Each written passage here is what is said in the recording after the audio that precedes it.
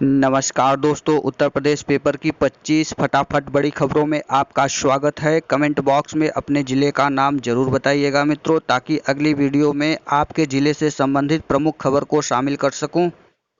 भारतीय सीमा में न कोई घुसा न कोई कब्जा, मोदी। सर्वदलीय बैठक। प्रधानमंत्री ने प्रमुख दलों संग एलएसी की हालात पर चर्चा की।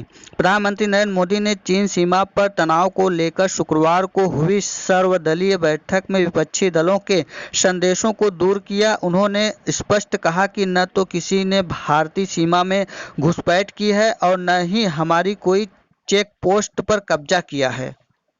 मुख्यमंत्री योगी आदित्यनाथ ने प्रदेश के अस्पतालों में स्वास्थ्य सेवाएं और बेहतर करने पर जोर दिया है। उन्होंने कहा है कि जून 2020 के अंत तक सभी मेडिकल कॉलेज और मंडलीय चिकित्सालयों में लेवल 2 स्तर की टेस्टिंग लैब स्थापित की जाए। L1 और L2 कोविड अस्पतालों में जरूरत के अनुसार आयुष चिकित्सालय की सेवाएं भी ली जाए। अस्पताल में मरीजों के रजिस्ट्रेशन काउंटर की भी संख्या बढ़ाई जाए।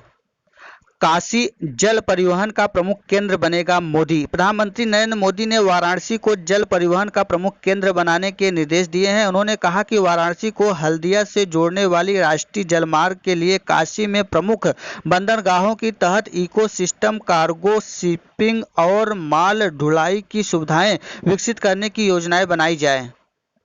रोस्टर खत्म, कपड़ा सहित कई दुकानें आज से खुलेंगी। अनलॉक 1 में व्यापारियों और आम शहरियों को शुक्रवार को एक बड़ी राहत मिल गई है। रोस्टर के अनुसार जिन दुकानों को अब तक सप्ताह में 3 दिन खोला जा रहा था, वे दुकानें शनिवार से रोजाना खुलेंगे। इसमें कपड़ा, बर्तन, मोबाइल शॉप आदि दुकानें हैं। इलाहाबाद हाई कोर्ट ने लॉकडाउन के दौरान समाप्त होने वाले हाई कोर्ट, अधीनस्थ अदालतों, अधिकरणों और न्यायिक संस्थानों में पारित सभी अंतरिम आदेश 10 जुलाई तक बढ़ा दिए हैं। कोर्ट ने जमानत, बेदखली, स्थिरीकरण आदि आदेश की अवधि भी बढ़ा दी है। इलाहाबाद विश्वविद्यालय के प्रोफेसर सहित 6 और संक्रमित। इलाहाबाद विश्वविद्यालय के प्रोफेसर, नॉन टीचिंग अधिकारी और एक डॉक्टर समेत 6 नए कोरोना संक्रमित मिले हैं प्रयागराज में। इसमें एक जीआरपी का संक्रमित सिपाही भी है। प्रयागराज में कोरोना संक्रमित एक और मरीज की मौत। कोरोना संक्रमित एक और मरीज की मौत हो गई है। फाफामऊ घाट पर प्रोटोकॉल के तहत शव का अंतिम संस्कार किया गया। जिले में कोरोना से मरने वालों की संख्या अब 7 हो गई है। कौड़िहार के लाल गोपालगंज इलाके का रहने वाला 47 वर्षीय अधेड़ को सांस फूलने के साथ शुगर आदि की भी बीमारी थी।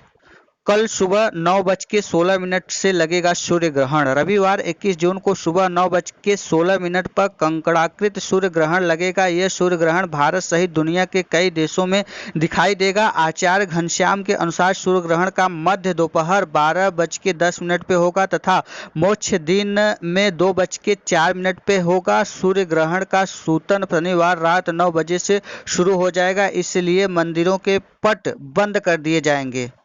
प्रयागराज में मास्क न पहनने पर 558 का किया चालान। कोरोना संक्रमण का खतरा बढ़ता जा रहा है, इसके बाद भी लोग सावधानी नहीं बरत रहे हैं। शुक्रवार को शहर में पुलिस ने मास्क न पहनने और सोशल डिस्टेंसिंग का पालन न करने वालों के खिलाफ अभियान चलाकर कार्रवाई की। कुल 790 की चेकिंग हुई, जिसमें मास्क न पहनने पर 558 का चालान कर 53,000 रुपये जुर्माना वसूला। वहीं 221 बाइक सवारों का भी चालान किया। एसपी सिटी ब्रिजेश श्रीवास्तव ने बताया कि मास्क न पहनने वालों को जागरूक किया जा रहा है। बॉलीवुड अभिनेता सुशांत सिंह राजपूत की मौत की जांच सीबीआई से कराने की मांग शुक्रवार को ट्विटर पर शीर्ष पर ट्रेंड करने लगा है। रात 11:15 बजे तक #CBI इंक्वायरी फॉर सुशांत के समर्थन में करीब 2.5 लाख लोगों ने ट्वीट किया। यह मांग ट्विटर पर शाम 4 बजे अचानक शीर्ष पर ट्रेंड करने लगी और यह स्थिति शाम 6 बजे तक रही। चेतावनी, भारत में भी हो सकता है साइबर हमले। ऑस्ट्रेलिया में भीषण साइबर हमलों के बाद भारतीय एजेंसियों भी चौकन्ना है। खुफिया एजेंसियों ने चेताया है कि चीन की जमीन से भारत पर बड़े साइबर हमले की कोशिश हो सकती है। चीन 6 साइबर हमलों को भी अंजाम दे सकता है, यानी वह पाकिस्तान व अन्य समर्थक देशों के जरिए भारतीय संस्थानों को साइबर हमलों का शिकार बना सकता है।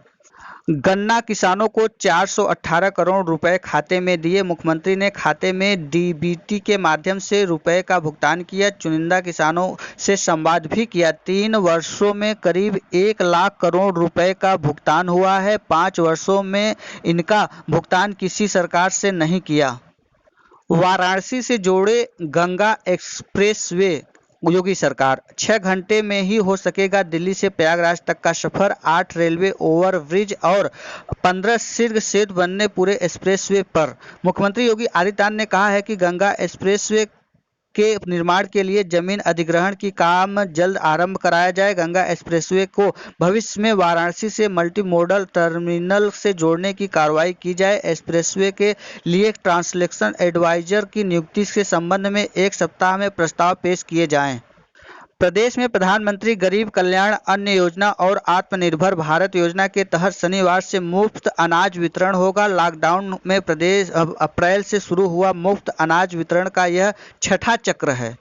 उत्तर प्रदेश में कोरोना के 805 नए मामले 24 घंटे में आए हैं। राज्य में कोरोना अब विस्फोट रूप धारण करता नजर आ रहा है। लगातार तीसरे दिन कोरोना के अधिकतम नए केस मिलने का रिकॉर्ड बन गया है। शुक्रवार को कोरोना संक्रमण के 805 नए मरीज मिले हैं। ये नए मरीज के मिलने की यह गति ऐसे ही बनी रही तो आने वाले कुछ ही दिनों में राज्य में भी कोरोना संक्रमण भयानक हो जाएगा। 805 नए केसों के साथ ही राज्य में कोरोना संक्रमण के अब तक 16,594 मरीज मिल चुके हैं। अच्छी बात यह है कि इसमें से बड़ी तादाद में लोग इलाज के बाद ठीक होकर घर भी जा चुके हैं। कोरोना संक्रमण पर रोक तथा इलाज के प्रति राज्य सरकार पूरी तरह गंभीर है। मुख्यमंत्री योगी आदित्यनाथ ने राज्य के सभी मेडिकल कॉलेजों तथा मंडलीय चिकित्सालयों में लेवल 2 की टेस्टिंग लैब स्थापित कर देने के निर्देश दिए हैं। हर जिले में भी टेस्टिंग लैब स्थापित करने का काम पूरा करने को कहा गया है। उत्तर प्रदेश में एक दिन में रिकॉर्ड 17,221 सैंपल जांचे गए। अपर मुख्य सचिव चिकित्सा एवं स्वास्थ्य अमित मोहन प्रसाद ने बताया कि पिछले 24 घंटे में रिकॉर्ड 17,221 सैंपल की जांच की गई। राज्य में अब तक 5,32,505 सैंपल की जांच की जा चुकी है। वर्तमान में राज्य में कोरोना के 6,062 एक्टिव केसें हैं और 9,995 मरीज पूरी तरह स्वस्थ हो चुके हैं। यह स्वास्थ्य विभाग से खांसी, बुखार, जुकाम आदि के मरीजों के आने पर उनकी थर्मल स्कैनिंग के साथ ही ऑक्सीजन से सैचुरेशन की जाँच करने का भी निर्देश दिए गए हैं। प्रदेश में 23 से 25 जून के दरमियान मानसून करवट बदल सकता है। बंगाल की खाड़ी में मानसून बादलों के आगे बढ़ने के अनुकूल हालात बनने में समय लग रहा है। इसके बाद ही उत्तर प्रदेश में पूर्वांचल के अलावा पश्चिमी व मध्य यूपी में मानसून अच्छी बारिश देंगे। कोविड-19 जांच की कीमत एक हो कोर्ट। उच्चतम न्यायालय ने अलग अलग दर पर संज्ञान लिया। केंद्र को निर्णय लेने के लिए कहा। जौनपुर से अस्थायी जेल से 2 अपराधी फरार। इसमें एक हत्यारोपी और दूसरा 420 का मुलजिम था। जौनपुर में लचर सुरक्षा व्यवस्था के चलते हुआ घटना। गाजीपुर में झमाझम बारिश से कई जगह जल जमाव। भोर से ही बारिश संग चली तेज ठंडी हवा। मिली राहत। ग्रामीण क्षेत्रों और शहर में के सड़कें जलमग्न हो गए हैं। गाजीपुर में 10 और मिले कोरोना पॉजिटिव मरीज। संक्रमित मरीजों के संपर्क में आने वालों को किया जा रहा है चिन्हित। सभी मोहम्मदाबाद में भर्ती। अब तक गाजीपुर में 6,212 केसें मिले हैं, जिसमें से 94 पॉजिटिव हैं और 5,400 निगेटिव पाए गए हैं। वहीं 331 की रिपोर्ट अभी आनी बाकी है। 163 लोग स्वस्थ हो गए हैं।